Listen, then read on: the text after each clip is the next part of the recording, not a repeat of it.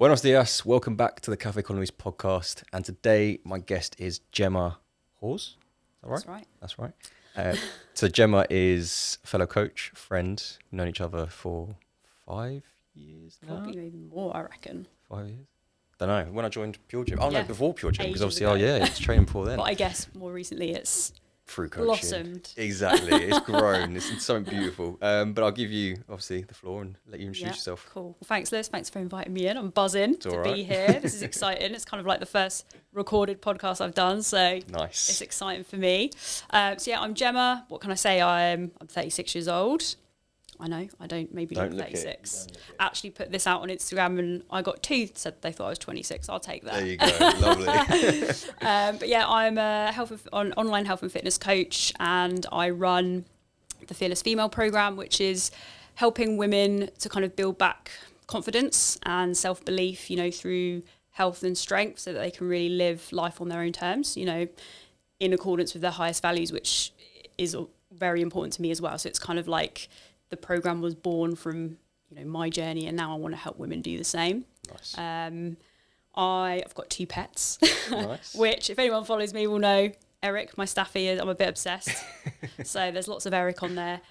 He's great. And then we've got Alfie the cat, who I don't see too much now because, he doesn't like the dog. My fiance Hayley, we're getting married in April. So we are busy planning, which is very exciting. It's going to come around quick, I think. Yeah, definitely. And then, I love travel. When I was younger, like in my 20s, that does make me sound old. Not that long ago, when I was in my 20s, I did like backpacking for 6 months, like did Southeast Asia, Australia, New Zealand, really? that kind of thing, which was so good for me. Which we'll talk about, in terms of confidence and that kind of like doing things out of my comfort zone. And it opened my eyes to really what's out there, instead of just being in Surrey and or just travelling into like Spain or whatever. Let's go further afield and see what's out there. And I know it's important to Hayley as well. So I think, hopefully in the coming years, we'll be able to do a bit more of that as well. Definitely. I didn't even know you went backpacking. When did you do that? How old was I? About 24. So 2011. Yeah. Nice. I didn't know that. I know it seems like, it's like 12 years. So when did you start something. PTing then? PTing was around 2015. Fucking 10 years, 9 years ago. I just forget the years now. They all just like I know, rumble into it one. all merges in, right? Because before I went backpacking, that's when I was working in a totally different role. I was in hospitality, in the spa kind of world. So like doing massages and nails and all that stuff.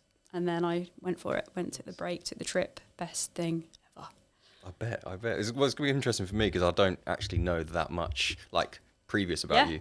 So it's going to be quite interesting to see what's got you to here, which is obviously where we're going to start. So like, where did this journey all begin? Yeah. So I think for me, as I was saying to you, I think, even from a young age, I was quite timid, quite shy, like that kid that would cling onto your mum's leg if she tried to leave you at like, I think what I remember of like brownies or something, like, no, I don't want to do it. Well, I don't want to be here. Run out after her, or like, that kind of thing, or like at school, like hiding out at the back, like didn't want to put my hand up, like just very shy, like in myself. But something that was always quite constant for me that would bring me out of my shell was sport. So like I was always from a young age playing football or netball or anything, like literally I would just get stuck in with that. So that's always been a constant for me.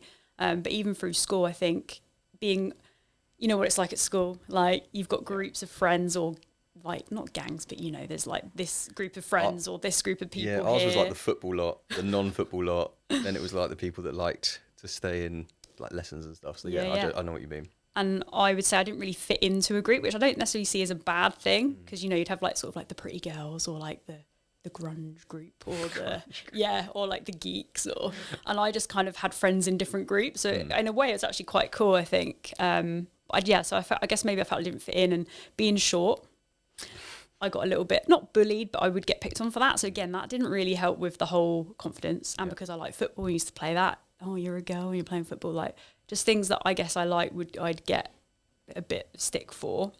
So I guess just little things like that. And I didn't really rate myself as like an academic at school. So like not getting all the top grades. So again, all these sorts of things just have this knock-on effect of like confidence and like, what am I good at, And again, it always came down to, I like sport. I like this kind of stuff.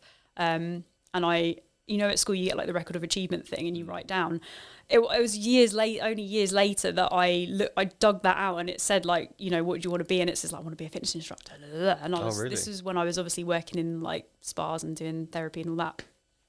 And I was like, oh yeah, okay, I did want to do that, and I didn't do it. The reason I didn't do it is because I didn't get the grades that I wanted. I thought, oh, I'm not intelligent enough to like do uni and get a degree, so I didn't do it. That's basically it. That was why I didn't do it. So I just ended up taking that different path, basically. But, you know, I don't have any regrets with that, because, like, that whole career, if you like, that I had in sort of massage therapy or whatever it was in that realm was great. Like, I had some really great experiences, worked in some amazing hotels, got to treat some famous people, which nice. I can't name drop, just in case. But some, like, A-listers. So that kind of experience is going to build confidence, right? You know, if you were to meet like an A-lister on the street, yeah. But when you're in that situation, you're just like, oh, hi, I'm Gemma. I suppose you could do your treatment. It's just like you don't even think about it. Yeah. So like building relationships and those sort of skills with people in that environment was really great. And, you know, the sort of people that I was working with are very much my sort of people. So I made some great friendships as well. But yeah, it just kind of got to the point where it was like, this is like killing me, this job. What made you transition into like massage? Yeah, so into massage or out of massage? How did you get into it? Into it. So yeah, into it. Obviously, so I had that kind of like, oh, I didn't really get the grades I wanted to. What am I going to do? And I just had an interest in massage, and literally I just looked at like, what could I do? And I found like a foundation degree at a local college and thought, oh, let's do that. That literally was it. And then I just went into it, and that was it. Like, it was cool, and I did really enjoy it actually, but it just took its toll. It was too much hard work and like shifts and weekends, and essentially like not being a slave to people, but you almost feel like that, because you know what I mean. It's like that whole like, I'm like massaging all these people, and it's like, what am I getting out of this? Yeah. It's like manual labour as well. It must be quite tough. Exactly that. I actually did have like really bad posture and stuff going on after that, because I think it was almost about probably 10 years that I did do it for. Altogether, because after when I came back from travelling, I went back into it as well. Okay. So it was quite a long period, I guess. So that's how I got into that. And then how did you transition out into personal training? So I think I have spoken about this before. It was in 2012, so that's not long. Obviously, after I came back, we had the Olympics in London, and you'll probably remember like the buzz that was around. And I wasn't really doing anything fitness related, and it really got me like inspired. So I started getting back into the gym and stuff. And I just thought, that's when the record of achievement thing came out. And then I was like, I've got the opportunity now to follow this through kind of thing and do it. You know, still living at home, I've got some money, I can do it. And obviously I was getting knackered at the other job. So I just did it. I just booked the course. And you know, when I booked it, I was so excited. Like when I like put the phone down, I was like, yes, come on, this is great. And it was. And then, the rest is history. So how come you didn't go into it like, obviously, just speaking from experience, you didn't really need anything to do the course. It was like you just pay the money and then do it. How come you didn't do it at the beginning? Was it more like self-belief, or? Yeah, I think I didn't realise you could do that. Right, okay. That you could just do a course in like PT. I guess I was, because I don't know, how old are you when you're in sixth form? Was it 18, 19? 16 like, when you go into it, I think. You know, you're kind of thinking like, what am I doing? Often you don't know, you know. So, yeah, I don't know. I guess I was just thinking, if I'm not going to uni, what am I doing? I need to still be in education. Maybe that's how I saw it, not like going straight into work. But, you know, all roads lead, you know, to where you're supposed to be, as they say. So when you were saying about like being short, playing, when you were playing for the football team, I'm guessing, is this mixed teams? Yes. Well, when I was like young, like sort of 6, 7, 8, that kind of, I could play with boys like in the kind of our local team. Then it used to be the rule was that you'd get to age 9 and you can't play with boys anymore, right? Because it's too rough. And then there was like one or a couple of girls teams that you know, and I just didn't really get into it really, so I just kind of left it and just played at school. And I'd get stick for that. Oh, they've got a girl on their team, but I'd be quite good. Not bragging, but then you know, they would be like, when you show them up, they'd be like, oh right, yeah. And there was a couple of us, which was good. There was maybe 3 girls. So it was good to have that, but there was no separate. It's, you know, I'm so pleased that where this is right now is so good to see. But maybe, you know, maybe there was opportunities for me there to find more football teams that I just didn't really. And do more. Yeah. So yeah, I was just going to say, like, how much of an influence did you think that period had on your life? Obviously, you're saying low confidence and struggling in school, and I had a massive influence on me. Yeah. Do you think it delved into like your life? What, holding yourself back maybe from going for the PT thing, or just yeah. like doing certain things, or going for certain opportunities, pushing for more. Yeah. Do you think it had like a big influence in that sense? Yeah, I think I've probably always been that person will be a bit safe and not go for, oh no, I can't do it, like you know, and that's something that's changed more recently. But I think at that moment I was probably just a bit unsure of what I wanted to do. Like I said, probably didn't even consider the fact that you could just do a course and get straight into that kind of stuff. I think still at that age you're still thinking like what your friend's doing and you know and that kind of stuff. I don't know, but yeah, I don't know. I probably have held myself back by not going for stuff in the past, and I think when you're that young, I don't necessarily see that that's a bad thing. You know, you just got to kind of find your feet a little bit and see what's a bit of you. You're kind of just winging it, aren't you, and just seeing what works and what exactly. And, you know, and I had it wasn't like I didn't have a job like through college and stuff. I was working like the whole like supermarket job. Again, all of these things I think are good for building that kind of confidence because you're dealing with people. And I think essentially what I've come to know is that I'm quite good at that. I'm quite good with working with people on maybe more of a practical level sometimes, which is why the PT was great. I kind of feel like it works in a good way. It's almost like suffer early so that you can not later. Because I found like you kind of deal with different people. Like when you, obviously you can go as far back as you want, but like in school, being the short person or not going for football teams, you kind of deal with certain kinds of people. And then you're like, right, I need to act this kind of way with this person. I need to act that kind of way. And it kind of helps because we're obviously client facing. Yeah. So I guess it's a good thing. Oh yeah. So it's all like character building, isn't it? Yeah, 100%. Definitely. So what sort of, obviously, we haven't said it on here, but like delving into a bit of anxiety, would you say? I don't know what the magnitude of that was. Yeah, I mean, I have spoken about this before, like on my own sort of social media and stuff, but like one of the big driving forces behind my program especially is this kind of low self-confidence, the limiting beliefs, the lack of self-belief, where does that come from? You know, and for me, there's been situations which have kind of raised the anxiety around, you know, who I am, what I'm doing, the belief I have in myself, or situations that have affected me in a way that's really, you know, the anxiety has just been really bad. I think, you know, I've had a situation where it was that bad where I would hide away. I didn't want to engage with people, or like, I can remember, example, when I was working at the spa and I can't remember the reason why I was anxious, but I was in such a state in the morning, like where I felt really sick, and I was like, I had to just like lay on the floor to breathe and not make myself feel sick.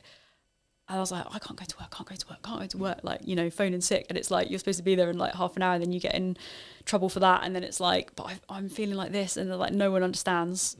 Like, it's just like that physical, like anxiety that's like really hard to control.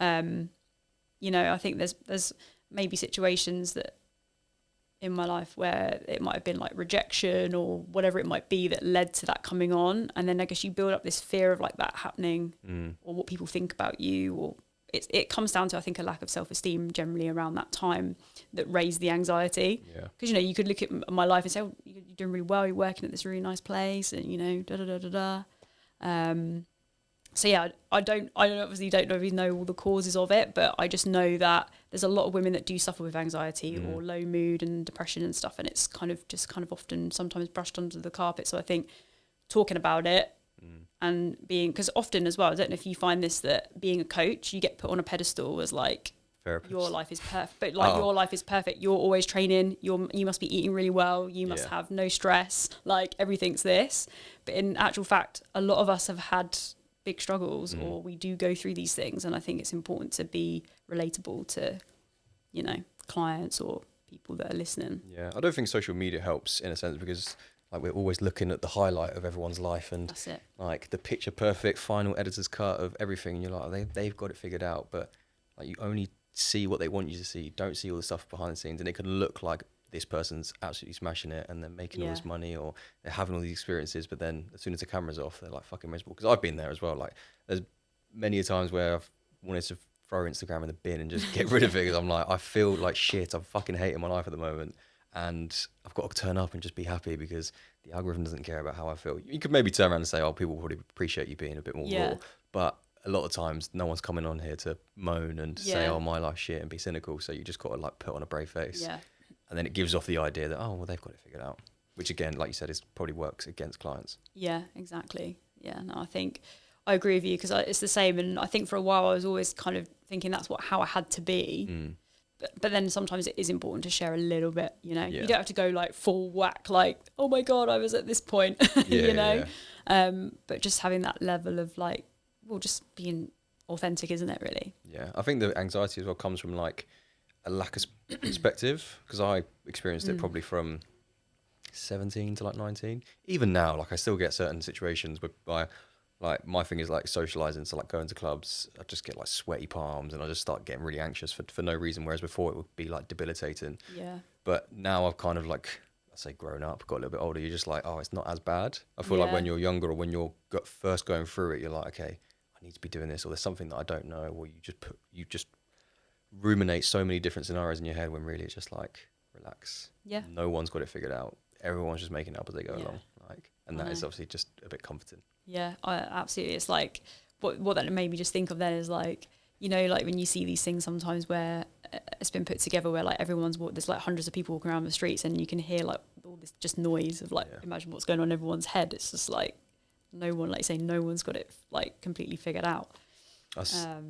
Yeah.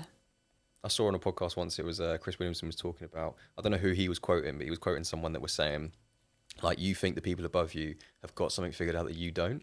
But he was like, I've watched people like all the way up in the ranks and it's just idiots all the way up. Not idiots, but it's like everyone's just winging it on the way up. They're no different from where you are. They've just obviously managed to get more business or more success, but no one's got something figured out more, like astronomically more than what you have. Yeah. Oh yeah. I think there's always like someone that's like maybe one step ahead of you and then you can learn from, but it's the same for them as well. Yeah. You know?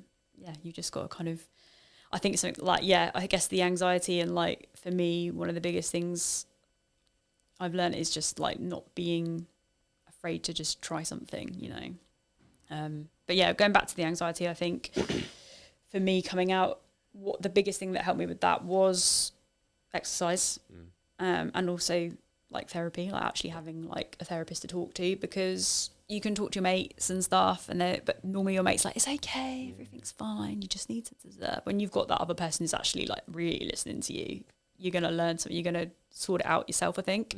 So yeah, I think that was very valuable, and something that, you know, I would always do again. Like, I think it's a very healthy thing to do for most people. There's always like a stigma attached to it, isn't it? Like, if you do that, you're weak, or why would you do that, or like this kind of stuff. And it's like, no, absolutely not.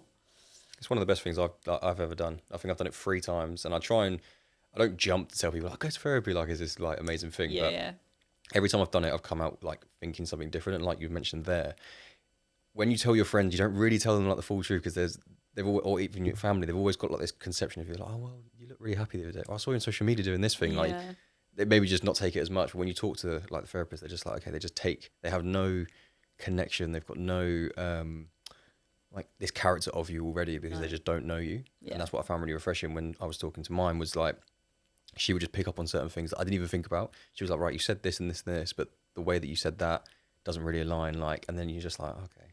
Yeah. You start like questioning yourself, and it is really refreshing just to get a different perspective. And you always walk out feeling like a bit lighter in your head. 100%. Like, okay, 100%. That was so worth it, kind of thing. So much better. Yeah.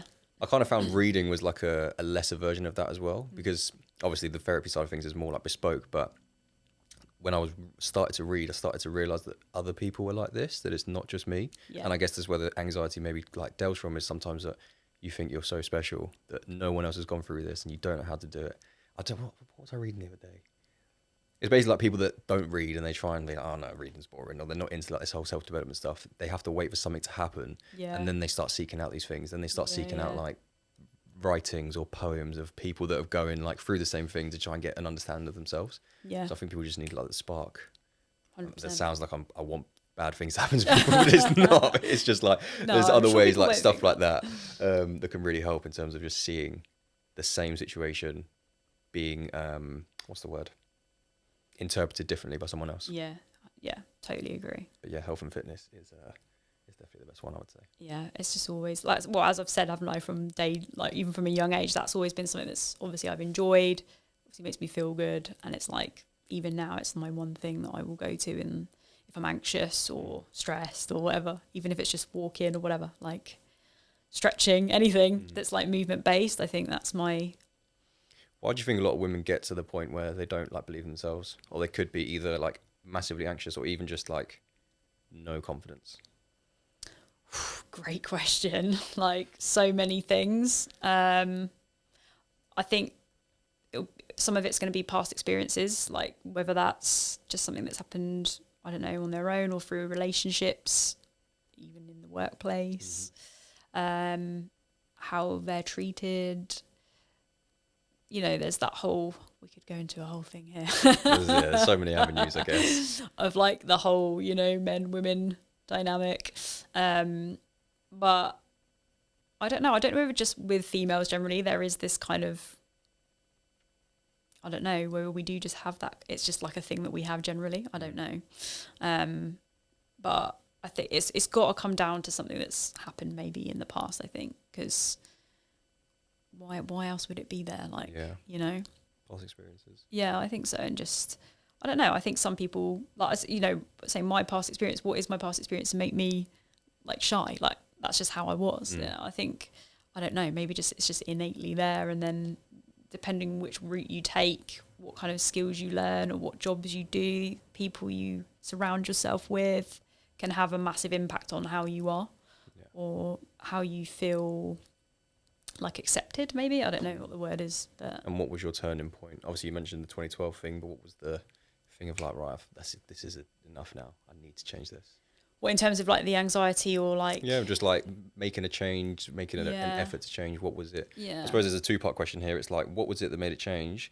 And how can people watching like replicate that without something traumatic happening in their lives? That's true, yeah. Well, I think if we just go back to work, because work was a big thing that was just burning me out. And I think that's quite common for a lot of people these days, is that the work is so full on, like hours worked. And it's even like, or especially now a lot of people are working from home. And then they work like too long. They'll keep working, or they won't take breaks, or they won't eat. Like a lot of my clients would do that, and they'll be like, "Oh, well, I'll just work for my lunch breaks." You know, I'm like, "But why?" Like, but if I'm in the office, I won't. Yeah. Okay, well, why are you doing it at home? Like, it's like the pressure of that kind of stuff, I think, is full on. But for me, yeah, it was burning me out. I wasn't really enjoying it anymore. And obviously, like I say, that inspired me, and then once I started getting back into that, and it was actually making me feel good. And actually when I first went to the gym though, I was like, oh my god, this is scary. And I had all those thoughts that most, especially women, do. I don't even know if guys do, but women often feel like, oh my god, I can't go in there, everyone's going to look at me, what if I don't know what I'm doing, or I don't know what I'm doing, what if I, you know, do something silly and I'm going to stand out, and all that. I had those, believe it or not, had those worries. But, you know, as soon as I started to kind of get into it, and it made me feel good, you know, my energy was better. And I would say it did build my confidence, because, well, confidence being in there first and foremost and not really caring what anyone else thinks. But then also it made me feel more confident because I was looking after myself and I could see the changes in my body. And, you know, having been, let's say, like massage therapist for like 10 years or whatever, and kind of getting a bad posture and feeling achy and tired, and like then getting the opposite was awesome. I think it's like building a bank of proof of, like, there's a quote, it's like Alex Hormozy or something, and it's like, you don't build confidence by writing down affirmations, you build it by having like a stack of proof that you are who you say you are. So like you said there, when you start going to the gym, when you start working out, you're like, okay, I'm not really good at this. Then you get stronger, it becomes easier, become better. And I think people just, or women, just need to have more things in their little bank of, no, I can do this. So I think if you haven't got anything to go off, if you're trying to say, oh, I am this confident person, but then you're looking at the evidence, you're like, well, actually, I've done nothing to do that. Then that's when you get anxious. But when you start building even little things, like just being able to squat the bar or whatever, or be able to walk into the weight section without having to worry. Yeah. Once you build that, then it just trickles on from there. Absolutely. Yeah. That's a big one. And then what would you say for women that, like, because I know a lot of women, they want to change, they know they need to change, and it doesn't quite like go. And it's almost like it only happens when there's a really bad thing to go, like a really bad event in their life. Yeah. So to stop obviously waiting and to stay in this like state of just being unhappy and unconfident and waiting for this bad thing to happen, what would you say is the best thing for them to do to start building momentum and getting inspired, feeling better? I mean, first of all, on that point, because I mean, I'm sure I'm sure you do as well, speak to lots of women who they're like, oh, I'd love to work with you, but I'm just going to do it on my own first. And it's like, okay, but you said you'd love to work with me. So what's the difference? Like, why? What language are we speaking here? What makes you want to do that, but then also not want to do it at the same time? And what I've found is normally there's a fear of failing at, say, program or whatever, or not being able to do something, or not being able to commit to something. So that's obviously going to come from that low self-belief thing again. Yeah. But again, I think it's people often have an opinion of like, oh, I'm going to have to do this, all this stuff. What if I can't do it? But in reality, you know, coming onto something like what we do is it's having that kind of, as I like to describe myself, sometimes a bit of a tour guide on, you know, showing them the way, giving them the tools and supporting them through it, like step by step, like in small, achievable, like chunks, if you like. It's not as full on as people think. Yeah. And sometimes I think when people go in for I was actually talking about this on my private podcast with my clients earlier, is that fighting fires, you know, isn't the answer to getting results. As in, like, what I mean by that is like, what's the quickest way I can get to X result? Oh, and you know, if something isn't working in a time frame they think, let's quit and start something else. That's like the quickest way to actually fail, probably, because you're just going to keep repeating, you know. So it's like having a bit of trust in yourself. And I think just, you know, having some responsibility and ownership in your own choices and your own actions, but knowing that it hasn't got to be something that's like scarily crazy and over the top. It's literally like the smallest little things just to start doing. Like people say, that I've just seen on the news today, they're talking about, oh, you only need to do 4,000 steps a day. It's just the easiest, like, you know, it's not 10,000, it's 4,000. And it's like this sort of information that gets put out there that they're like, what? I don't know what I need to be doing. And, you know, on the step front, even the 10,000 thing, that was just like a bit of a marketing thing. It's like, if you're only doing 3,000 now, why don't you try and do 4? That's it. Don't try and do 10. I think everyone's waiting for like this big, massive thing, or there's some little secret that they've never been told. Like they follow about 20 different PTs, but they're not just telling us something that I need to know. When really it's just like you said there, just look for the lowest hanging fruit. What's the next step? Like, where are you at now? And then try and just one up from there. Don't go from 100 steps a day to 10,000 because you're going to hate your life. Or don't say you're not going to, if you train once in the gym, don't say you're going to train 6 times, because again, you're not going to get there. Yeah. I think a lot of the time they think they need to be doing more, but then that causes that kind of, I can't do it. Yeah. Like, this isn't working for me, you know? But ultimately, you know, even getting a coach, that's not going to solve the issue. No. It ultimately lies with them. You know, it starts and ends with them. They are the ones that are kind of, they have to take the ownership for what they do. Yeah, 100%. Yeah. A quote that when you were talking earlier is slow success builds character and then fast success builds ego. So when you want to do everything quick, when you want to get the results, when you lose 20 kg, you're like, yeah, we're cool, we can do that. We can give you 800 calories. We can make your life absolutely miserable. You'll get the result, but guess what? It's all going to come back because you've not gone through the process. You've done it too quickly, and then you think you're Billy Big Bollocks. I don't think you can you say that to women? I don't know. I'm going to go with that one. I think you know everything, and then you don't, because you come off that 800 calories, and then you go out to Turtle Bay on the Saturday, you haven't got a clue what to do, and then that's it. It all goes down the drain. Bottomless brunch. Exactly. It's good though. And actually, just to add to that, I think, you know, I've worked with clients on, say they've might have worked with me before, got a really great result, and then come back and it's not quite going the same way. And for them, that's hard to take, but it's because their whole life has changed. Yeah. You know, they've got kids, or they're not sleeping well because of that. They've got high levels of stress. You know, they're struggling to see how it can work because it's not doing they're not able to do what they did last time, so it's not going to work. But it's like, doesn't mean it's not going to work, but you have to kind of know that that's okay where you are now, and know that your life is different, and that sometimes, you know, it isn't just a formula, is it? Like you say, that this works. No, it's like things have to change, different seasons and different things that are going on. You have to use different tools. Kind of the same underlying message, but then it's having that what's the word? Not being honest with yourself, I suppose, kind of like, right, okay, this is happening in my life, so maybe I'm not going to get PBs. Like I've got loads of work deadlines. I'm crazy working in the office. I can only get to the gym twice a week. Exactly. Okay, maybe this goal is not. It's park that to the side for a little bit, and this period is just about maintenance and not going the other way. Exactly. And it's just being able to like turn those switches off and being okay. I think the best thing, it sounds like a marketing ploy, is being with a coach for a year and literally learning a year's worth of coaching. You will learn so much. And okay, yes, you'll spend the money, but I think it will double the value of just like, right, for the next 3 years, you'll know what it is you need to do. You'll have a better understanding of yourself, of your like nutrition, of how, okay, in January, I'm really like good at dieting. As soon as it comes to May or June and I'm not that great, okay, what lessons do I need to learn there? And just having those 12 months of learning about yourself, learning about health and fitness will just pay off massively. Absolutely. Best investment into yourself, like as opposed to like 10 years going back and forth on Slimming World. Shitting World, yeah. Moving on from that, I suppose it doesn't really flow, but I've got questions here, so that's cool. I'm really bad. So I'm gonna go. We can talk about it, we don't have to. The coming out and how that was for you. Yeah. Like I said to you, I was unsure whether to talk about it or not because I haven't spoken about it because it wasn't like a massive thing. I feel honoured. This is the first time. Honoured. But I do think it's important, and I shouldn't not talk about it. I just don't like how it's the term coming out. Yeah. So yeah, of course, like, you know, I just realised really that dating guys wasn't really working out. And then so I was just, again, that was quite an anxious time because I was like, what is my family gonna say? What?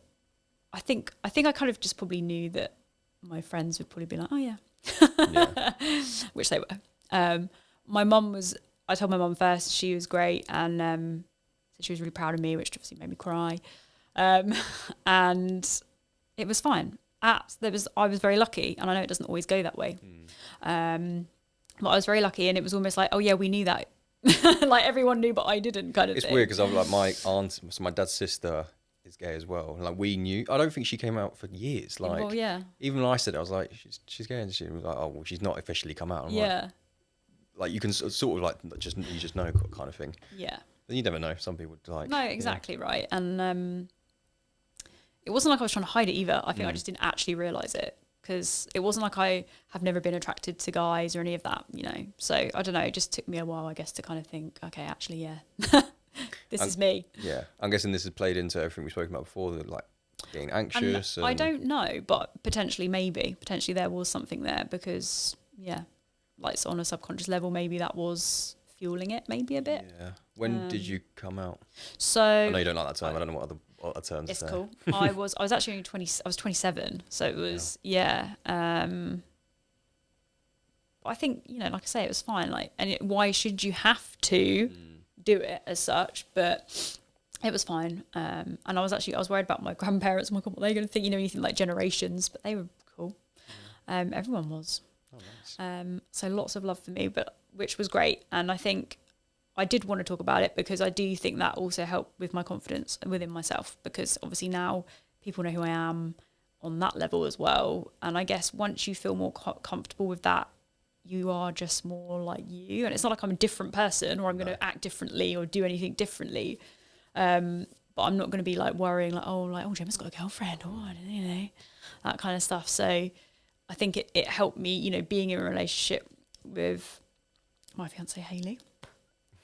That it, you know, brought out the best in me, and you know, a lot of that anxiety I guess it did go away. Yeah, I think I can definitely agree. Like, it's kind of reminding what you're saying. This is completely different. It's not in the same category, but like just being allowing yourself to be completely who you are gives you so much freedom, and you just find that other things sort of fall into play. Yeah. It's like recently with this whole social media stuff, I'm just being a tit on social media. I just it's just how I am. Like, it's just it came from like asking a friend like, what am I like? Yeah. And then he was like saying those sort of things. I was like, fuck it.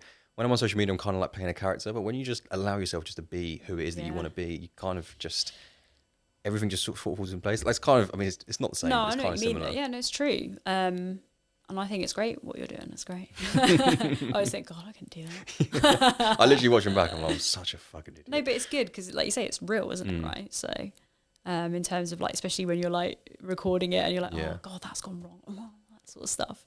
It's good.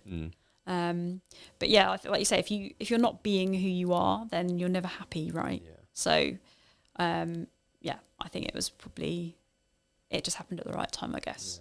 Yeah. I think this is a testament to anyone that's watching. It's just like, just own who it is that you are. Like you said there, it's not that bad. You might think people like they're going to say something, but it's not. In my case, it's like, oh, are people going to say something? Okay, they will, but they'll forget about you in 2 seconds anyway. Like you'll see something, then you move on. Yeah. So it's like you're wasting all this time that you're wasting holding yourself back to try and be the person you are. It's just like wasted energy, and you're being like, you don't know what opportunities you're missing. Just fuels the anxiety, the limiting beliefs, the self-esteem issues. And I think initially I was quite worried about what people think. Like I remember going on our first date and in London and like holding hands and stuff, and I was like, oh my god, like, I couldn't look. I had to look at the floor because I thought, what are people going to think?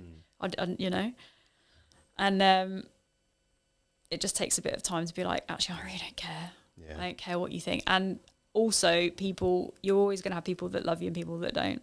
That's just life, right? So you just can't take it. I think you should have people that hate you. Yeah. As stupid as that sounds, like you can't like. Why? Yeah. Why would you want everyone to like you? Not everyone. I mean, there's certainly people that I don't like. I don't want to like, you know. So it's life. Exactly. So yeah, no, I think with even maybe today is a realization that actually it probably was a bit of fuel for the anxiety without me really knowing it. Because obviously let's not use the term coming out, but once I had obviously basically announced that as such, it was, I guess, a bit maybe like a weight on my shoulders, because it was just like, maybe, I don't know. Yeah, just okay, cool. It's all good. Do you find that it was harder back then than it would be now? So like if someone was watching this who wanted to, do you think it's easier now because it's obviously more spoken about than it was back 10 years ago? Yeah. Well, I think because I suppose for me, it wasn't really that long ago, so it was fine.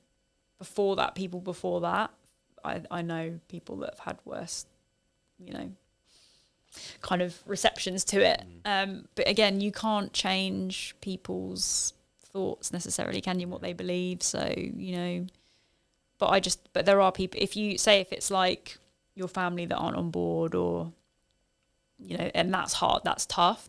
There are other people that are here that you can kind of talk to about that stuff. Like, just don't hide away. Like, I think that's why talking's so important, because you need to be able to find. There are people exactly like you. If you do get a bad reception or it doesn't go the way you want to, there are people that you can. Yeah. Like my mindset is fuck them. Like if someone doesn't like me, even if it's family, I'm like fuck you. I don't want my life. I sometimes get people like saying stuff about my stuff on Instagram or whatever, and I'm like, okay, that's your opinion. Yeah. You know, I'm not actually talking to you, so it's fine. Yeah, you know. So yeah, like you just got to kind of like stay true to who you are. Like, don't act or don't try and live, you know, to how someone else wants you to. Just do you. Yeah. I think so many people would be a lot happier if they just like let themselves be as weird as they wanted to. Literally just like let people see your weirdness, because people like that. Well, exactly. And people connect with you more. Where in this age of everything's like airbrushed and edited, and you're seeing like the editor's cut and stuff like that. I think people like the rawness now. When you just show your silly little quirks or your ideas and opinions, people will relate to you a lot more. Yeah. And you'll probably get a really good reception out of it. Yeah, agreed. So over the years of like, how has your mindset, values and stuff changed over all the stuff that we've been talking about? Or was it massively different when you were younger compared to now? Or has it all been underlying the same? I think when I was younger, I just didn't really think about like what are my values, you know, what's important to me. I think, you know, growing up, it was like, oh yeah, I'll get married and I'll have kids and all that. That's not, you know, how I view things now as such. Do you want kids now? I am getting married. Kids, maybe not. Fair enough. But, you know, for me, values, saying that, you know, family is very important to me. That is one of my values. You know, I think as you kind of get more comfortable with who you are and what you want and what's important to you, I think you start to see these things, you know, like for me, my highest values are obviously health and fitness. That's top up there, like feeling strong, and not as in like, oh, I want to be really muscly and strong, but having a strong, capable body is important to me. Travel, obviously, just to see as much of the world and, you know, have those experiences. And and, you know, having fun, Yeah. basically, because in today's world, it's so like, you know, work, or like everyone is just like So serious. It's so whoa. And yeah, family, you know, spending time with them, because again, you know, you could go, my family's quite all over the place, so I don't see them loads, you know, so it's like, how can I make more time to do that, you know, because I think that's becoming increasingly more important to me. Mm-hmm.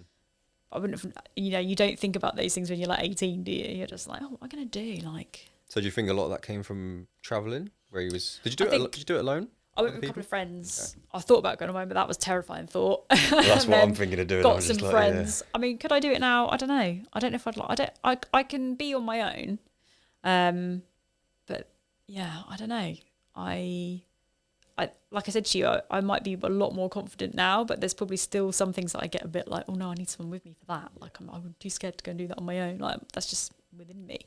So I think, I don't know, could I do it on my own? I don't know. But I won't be doing it on my own, because obviously I've got Hayley, so we'll be doing things together. But yeah, I think as well, also just like having my own coach has, you know, brought this kind of stuff to the forefront of my mind a bit more, you know, having those conversations. And we talk a lot about what's your rich life. Rich life. As in not how much money do you have, but what does that look like in terms of your values, basically, which is all that stuff I've just been talking about. Like a rich life for me is, you know, spending time with my family, getting to travel, whether that's like, you know, a couple of times a year or maybe more, or like some short breaks here and there. And, you know, maybe even being able to go out with my friends and have a nice meal, or like, you know, being active and enjoying it. And it's not like a chore, which never would be for me, but you know, some people might see that. But it's like, what the rich life is not about money, it's just about what makes you happy and fulfilled, basically. That's your rich life. Yeah, there's in the book The Gap and the Gain, it talks about like life fulfillment. So it's like, what, cause I think a lot of people get caught up in living in the future, like saving for houses or whatever, and doing all this stuff, like taking away their enjoyment right now for something in the future later, which, as morbid as it sounds, may not ever come. So they put their life on pause now. They don't go on holidays. They don't go and do trips. They just stay at home, save, in the hopes that when they get to 40, then they can spend their money. Yeah. But what if you don't? Yeah, I know, right? That scares the shit out of me. Like, I don't care. I mean, maybe I'm a bit too far the other way, but it's like, I want to enjoy my life now. I want to have these memories now, because at the end of the day, all you have is your memories. Like, yes, not these materialistic things. No, I agree with you. And I guess, you know, we were probably at a stage where, we're going to get a house. You know, we've done that. But then, now you've got that. And so we can't always go and do all these other things. Or we can, but, you know, you do have that. And I was actually listening to a podcast the other day where they were talking about renting and buying and investing your money when you're young and all this kind of stuff. And, you know, people always like dig at people for renting and say it's a terrible decision. But, you know, it depends what you want to do, isn't it? Because it's like you then, like if you have a mortgage, you then have loads of other things you might have to pay for within the house as well. It's not just that. So there's loads of other stuff. So it's, you know, what's the actual difference? And are you someone that wants to be moving around and living in different places? Then is it so bad? Yeah. You know? So like you say, I think it's personal preference. Personal preference. I think a lot of people just jump into the like buying a house. I think there's a new wave at the moment of people buying houses at like the age of 24. Like it's the right thing to do. It's the done thing. The same with university. That was pushed on. You have to go into university, or like you always make that as a failure. So people jump to that too quickly because they think, okay, let me buy this house, and then that's going to answer the questions that I've not got like figured out. Yeah. Like, what do I want to do in my life? Oh, do you know what? I'll just buy this house and then I'll sort of figure it out. Yeah. But then that's it. You're stuck in wherever it is that you want to do. You miss out on these experiences. Yeah. And okay, it might work for some people, but I think a lot of people they look back and they think, fuck. Like, I could have done all these things, or I wish I did that. Yeah. And that's a place that I'd never want to be in. No. With regret. Yeah, absolutely. So what like other tools apart from health and fitness did you use to like overcome mindset and finding values and learn about yourself? Do you do a lot of journaling or anything? I have dabbled with the journaling, and I will do it from time to time. I've even kept like diaries in the past. So I think when I was in my lowest of lows, I would do that actually, which was quite good for me, because it's like that brain dump, isn't it? And sometimes like I do find doing it like in the evening is better, because like I feel like you can just like reflect go to on the bed, day. like so yeah, that a bit of that, obviously, like say therapy, exercise, and I think you just kind of evolve over time with how you deal with stuff like that. Mm-hmm. But I think you just always have to keep in mind why you're doing what you're doing or what's important to you. Yeah, it's like going back to the whole like giving up on something. I'll always say to my clients, like, but if you do that, then what? Like, why are you actually doing this? It's not to, just to bring it back in. I know we weren't really talking about weight loss and stuff, but if we were going to use that as an example, so many women quit because they're not seeing a number that they want to see. But what does that even mean to them? What's the actual reason? Like, some of the reasons will be like, like they would have said to me, oh, I want to lose some weight because, I'm not feeling happy in myself, and I don't want my children to go that way, or I want to be a good role model for them, and this kind of stuff. That's the real reason. So what does that really, if you're starting to make these changes to your lifestyle and change your mindset and feel better about yourself, surely that's going to be a far better measure of success than, Yeah. I think the overarching theme of that, I can relate, and I think you might be able to relate as well, and some sort of like a tool is like, have more inputs to the way that you think and the ideas that you have, working with coaches, reading, therapy, friends, talking, like collecting information. Don't just think like the way that you think is the only way. It might be the right way, but at least have something to benchmark off it. Yeah. Because like with our business, or when we're learning about stuff, or like when I went to therapy, a lot of the growth that I got was speaking about the situation to other people, getting their perspective. Okay, well, I'm moaning about this thing, but then my dad will turn around and say, well, if you look at it this way, it's actually a good thing. Or you speak to your coach, I'm really struggling with this, and the coach will be like, well, if you look at it this way, it might be like that. Or you talk to your friend. I think it's just having loads of different inputs, so that the opinion that you do have is more solid, as opposed to something that's just like, oh, that's just the way that I thought it was. Well, yeah, and I think like linking onto that, it's you're just alone with these thoughts all the time. We can always, I'm very guilty of doing that. Even now, sometimes you get yourself into this kind of situation and you're like, oh, as soon as you have a conversation with someone else, it's like, oh, yeah, okay, I feel better now. Makes you feel good. Yeah, 100%. So over the last, obviously all that we've spoken about, secondary school, I'm going to say coming out, I can't think of another word. What was your biggest like aha moment, or your biggest like realization of like, what clicked? I don't think I preempted this question, so I've just dropped this on you. Moment. I think actually when I signed up with my coach, because I always thought that I didn't need one. I know what I'm doing. It's cool. I got this. But even, at that point, when I was PTing more just like in the gym situation, I wouldn't say I was burnt out as such, but it was getting that way. I had no structure to my training that I love. And I'm literally doing shifts in the gym, teaching classes, cleaning kit, training clients in between, doing like 12 hours, going to the vending machine for a snack 'cause I'm starving, training in between clients. Like it wasn't what I wanted. And I thought, this isn't, I'm kind of mediocre in like results and how I feel. Something needs to change. And I thought, right, this is the time I need to speak to a coach. And the great thing about my coach is that it's not just about like his training, it's about you, the person. And I think I might have said this to you before, but like the biggest thing within our coaching or his coaching program is, get the person thriving and the rest will follow kind of thing, like, which is so true with anything, right? If we are prioritizing ourselves first over anything, then everything else is going to be great. Yeah. So just that whole process, I think I've almost been with him for 2 years now. Because it's so good, and that level of support, the conversations, the relatability, everything, and again having the conversations around what is important to me is, I would say I've literally probably transformed a lot over the last couple of years in terms of that, and in terms of like say confidence and the belief. Of course I have my dips in certain areas of my life, but if I was just doing it all on my own, it'd probably be a lot worse. But I think what he and the team have made me see is that I'm kind of where I am, exactly where I am right now is where I'm meant to be for where I am right now, if that makes sense. And what got you to here won't get you to where you want to go. So like things have to evolve. and change, etc. And I would say that is a journey that we all are going on. Yeah, just allowing yourself to be helped. Yep. And people calling out on your bullshit. And yeah. And holding yourself to a standard which we can't do ourselves as much as we try. We just need that. We can always give more, and it usually comes out more when there's someone like, right, okay, let's see what you got. Exactly right. Another last deep question of what's something you would say to your younger self who's about to go through what you did? Younger self. So the anxious Gemma, the non-confident Gemma, now you know everything that's going to happen and where you're going to be now. Yeah. What would you say? I would say to that Gemma, don't hide away, because that's what I did. Like, don't be afraid to talk to your friends or anyone if you're like anxious about stuff, because they're not going to judge you, first of all. And it will only make you feel worse if you bottle it up.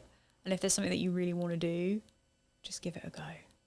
What's the worst that's going to happen? Like, that is something that I always say to myself now, like, what is the worst that will happen? Yeah.